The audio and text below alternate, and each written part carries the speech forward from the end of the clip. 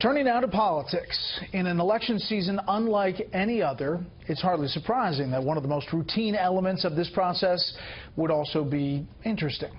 Democrats, still stunned over the come-from-ahead loss by Hillary Clinton, had one last slim hope against Donald Trump in the very thing they despise, the Electoral College.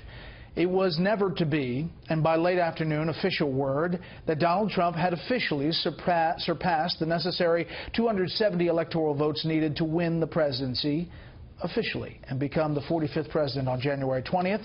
We have Fox team coverage. Peter Ducey's at the Trump compound in Palm Beach, Florida, where the president-elect is continuing the transition process. But we begin with Chief Washington correspondent James Rosen and where the Electoral College voting stands right now. Good evening, James.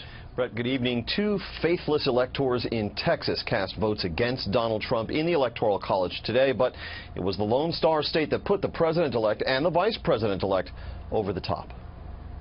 Sound the alarm. Around 200 protesters in Harrisburg braved freezing temperatures and tall odds in their quest to deprive President-elect Trump of the 270 electoral votes he needed to advance to his inauguration next month. I'm here today because I feel like it's the last chance we have to really save this country. Inside the state capitol, however, amid some jeering, Pennsylvania's 20 electors dutifully cast their ballots for the Republican who last month flipped their usually blue state to red. That the vote for President of the United States was 20 votes for Donald J. Trump, and the vote for Vice President for the United States, 20 votes for Michael R. Pence. And so it was around the country, with small protests in each of the 50 state capitals doing little to slow the Trump juggernaut.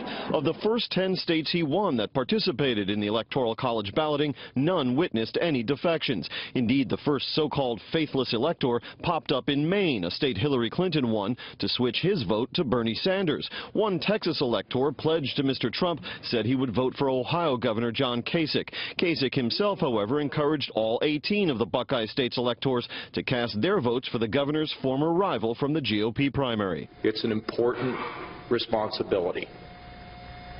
And as we cast our vote today for the president-elect, Donald Trump, then sometime in January we will have an inauguration and we'll have a new president. Former President Bill Clinton, no stranger to the Electoral College, cast a vote for his wife as an elector from New York.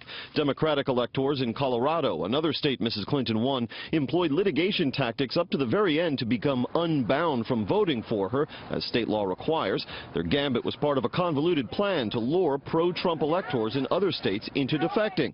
All 9 of the Centennial States Electoral College votes went for the Democratic nominee, even after one elector voted against Mrs. Clinton, only to be replaced by another who voted for her. This has been a vast exploration in sour grapes.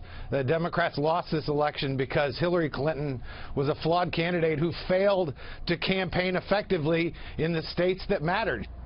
In Washington state, 3 electors bound to vote for Mrs. Clinton instead voted for Colin Powell, a 4th for a Native American elder named Faith Spotted Eagle. The state's Republican Secretary of State said she will work with its Democratic Attorney General to see that the 4 faithless electors are each fined, as state law provides, up to $1,000. Brett. Faith Spotted Eagle. James, thank you.